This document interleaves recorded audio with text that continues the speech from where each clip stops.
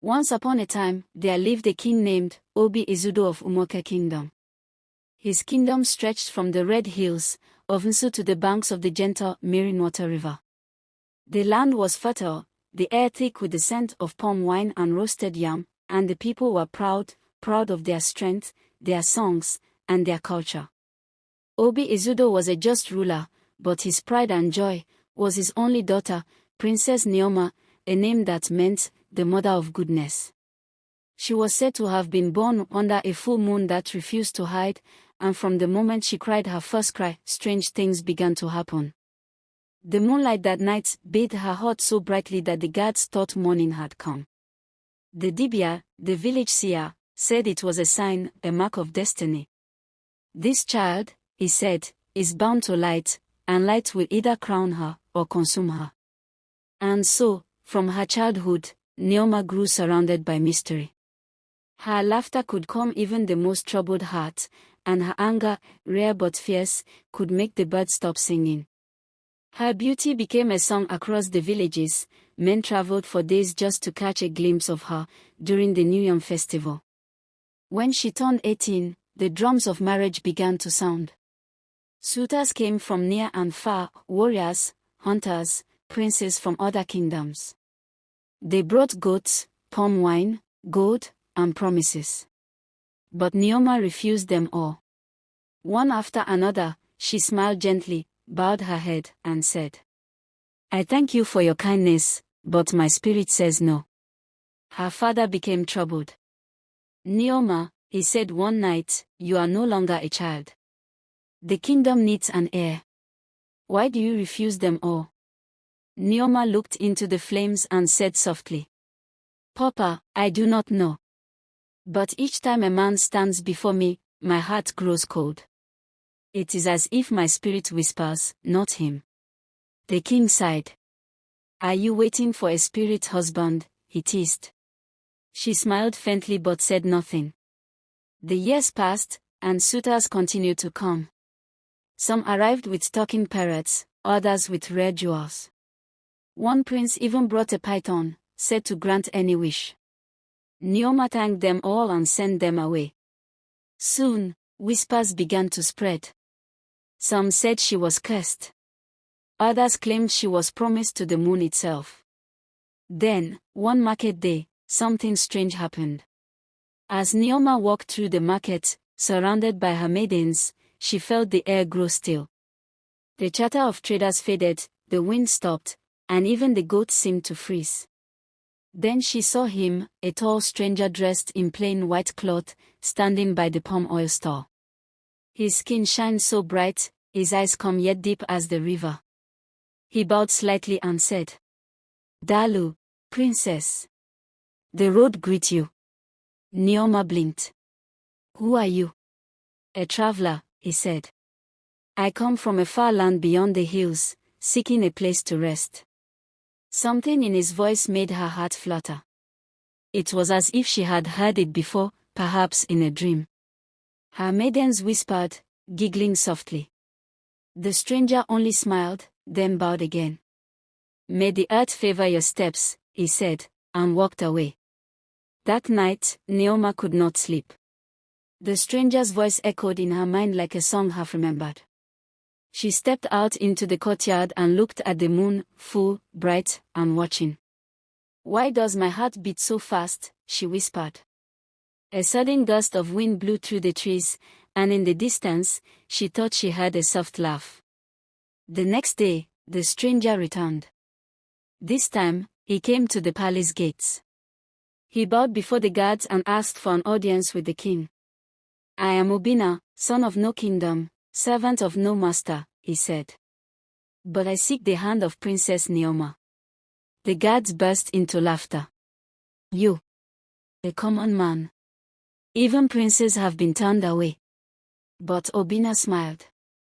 "If the gods will it, even a leaf can ride the wind."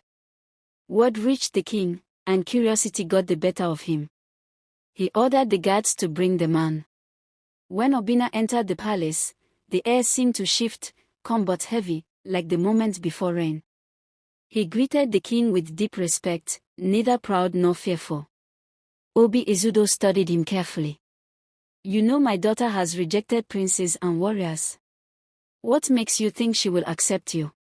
Obina replied, because I am not here to conquer her heart. I am here to answer its call. The king raised a brow. And what do you offer? Only truth, said Obina. Silence fell. Then the king chuckled. Truth is cheap, young man. Bring something greater if you want her hand. Obina bowed. Then let me earn it. That evening, the palace buzzed with whispers. Who was this man who spoke so boldly? Neoma heard the talk and felt her heart race. She had not told anyone, but since that market day, she had dreamed of him, dreams filled with moonlight and rivers that whispered her name. When she finally saw him again, standing in the courtyard under the udala tree, their eyes met, and the words seemed to fade. You came back, she said. I said I would, he answered. The road that leads to truth never forgets its path. Her lips trembled with a smile. My father will test you. I know, he said. And I am ready. The king summoned the elders. He wanted to make the test impossible. If this man truly believes he deserves the princess, let him prove it. So he gave Obina 3 trials. The first, bring water from the spirit well in the forest of shadows, where no man returns alive. The second, tame the lion of Ogwik, whose roar kills trees. And the third, find the truth hidden within a lie. The elders gasped. These are not tests for men, your majesty, they warned. But the king waved them off. Then let the gods decide. That night, Neoma found Obina by the river bank. You must not go, she said, tears in her eyes. No one who enters that forest comes back alive. He smiled gently. Do you not believe in me? I do, she whispered, but I fear the gods will not let me keep you. He took her hand. If the gods made our hearts meet, not even death can keep them apart. And before she could answer, he stepped into the darkness of the night, walking toward the forest. The forest of shadows was older than any man in Umuaka kingdom. When Obina reached its edge, the moon was high, a pale eye watching from above. Crickets sang, but faintly, as if afraid. He tightened the white cloth around his waist, whispered a quiet prayer to Choco, and stepped in. At once, the air grew cold. The night sounds vanished. Shadows seemed to move without wind. The path twisted, leading him deeper and deeper until he could no longer see where he had come from. Then he heard it, a woman's voice, soft and sad, singing a tune older than the earth. He who seeks life must drink the spirit's water. He turned. A woman stood by a small pool that glowed faintly with blue light. Her skin shimmered like fish scales, her eyes bright like stars drowned in tears. Welcome, traveler, she said, her voice echoing like water. Few come here. Fewer return. Obina bowed. I come seeking water from the spirit well. She studied him. Do you know what you ask? This well grants only what is owed, never what is wanted. I ask not for riches or power, he said. Only to prove my heart true. She smiled sadly. Then give me a truth you have never told. Obina hesitated. He thought of his journey, his secret, the mark he carried. He looked at her and said, I am not the man they think I am. The woman tilted her head. Who are you, then? He sighed. A soul sent to fulfill a promise broken before birth. For a long moment, the spirit said nothing.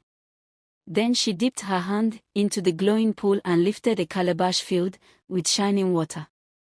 Take it, she said. You have spoken truth, and truth is the key to this place. But remember, Obina, when men hide their past, even love must pay the price.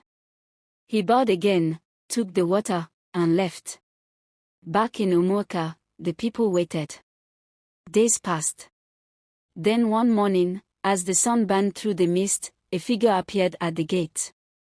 His body was scratched, his eyes tired, but he carried a small god, glowing faintly in his hands.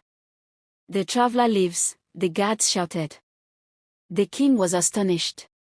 He ordered the elders to gather, and when Obina poured the spirit water into a bowl, the scent filled the room, clean, like rain after harmattan. "First task complete," said the eldest man. The king's pride softened slightly, but his voice was stern. "The next task, the Lion of Ogwik.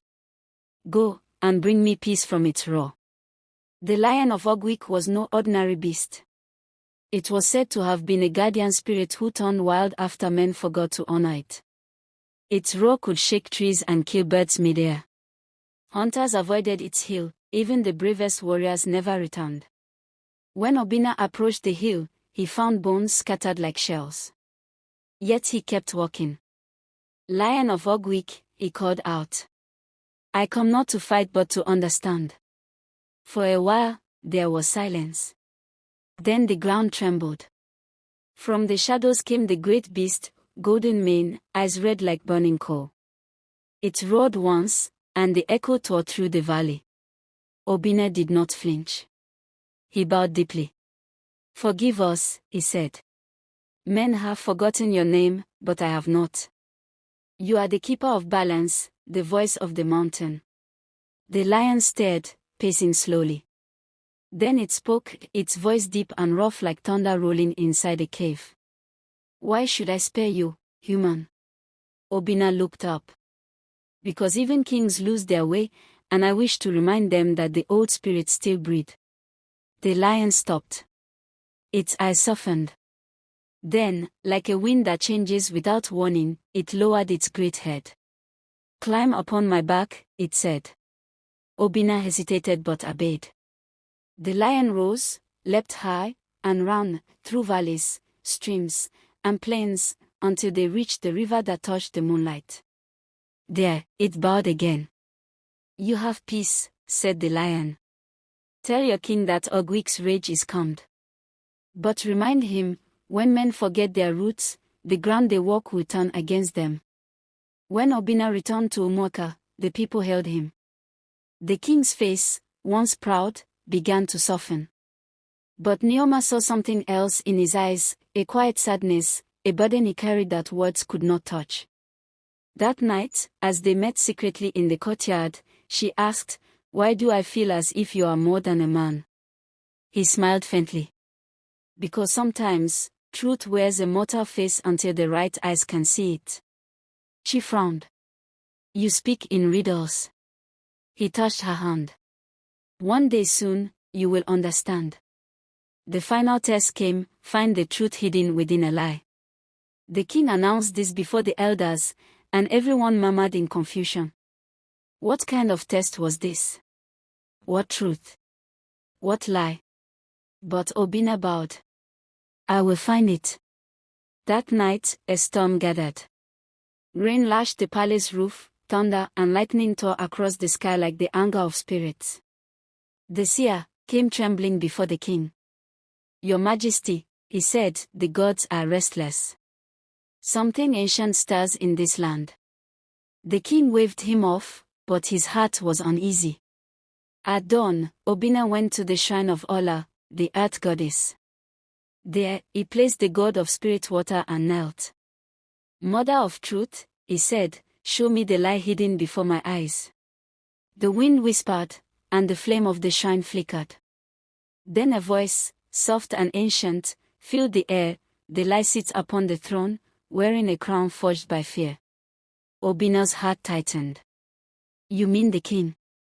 But the voice said no more. That evening, Neoma found him standing alone, troubled. "What is it?" she asked.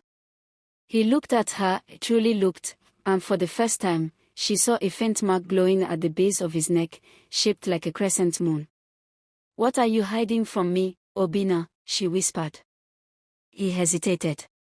Then, slowly, he said, "Long ago, your father made a promise to the gods, that the first child born of his bloodline would be dedicated to the moon spirit. But when you were born, his love for you outweighed his vow. He hid you from the spirits, broke the covenant, and sealed your destiny to darkness. Neoma stepped back, shaking her head. No, that cannot be. The spirit sent me, he said quietly. Not as a man, but as the moon's messenger. I came to claim what was once promised. Her breath caught. Claim? You mean? He looked at her, sorrow in his eyes. You were never meant for mortal love, Neoma. You belong to the light that gave you life. Neoma's story reminds us that destiny cannot be escaped without consequence. And that truth buried for too long will rise like the moon, quiet but unstoppable. She loved deeply, but her love came with a sacrifice.